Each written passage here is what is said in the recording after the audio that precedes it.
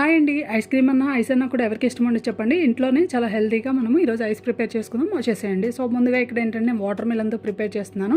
So cut చేసుకుని మన దీంట్లో ఉన్న గింజలన్నీ కూడా సెపరేట్ చేసుకొని చిన్న చిన్న పీసెస్గా కట్ చేసుకొని మిక్సీ జార్లో వేసుకోవాలి. ఆ తర్వాత దీంట్లోనే పించ్ ఆఫ్ సాల్ట్, షుగర్, మిరియాల పౌడరు, మింట్ లీవ్స్ అనేది వేసాను. మీరు స్కిప్ చేయొచ్చు మింట్ లీవ్స్ వద్దనుకుంటే.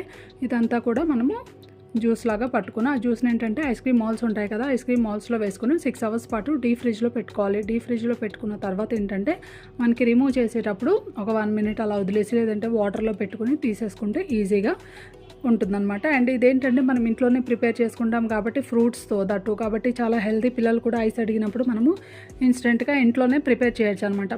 ఇలా ప్రిపేర్ చేసుకోవడం వల్ల హెల్త్కి హెల్త్, అదేవిధంగా టేస్టీగా మనం ఇంట్లోనే ఏ ఫ్రూట్తో అయినా ఇలా ప్రిపేర్ చేసుకోవచ్చు అనమాట. సో చూసారా, ఆ water melon ice, full ice అంటారు కదా, సో ఈ విధంగా అయితే ప్రిపేర్ చేసుకోవచ్చు. టేస్ట్ అయితే యమ్మీగా ఉంటుంది. సో వీడియో నచ్చితే లైక్ చేయండి. ఆగన్నగా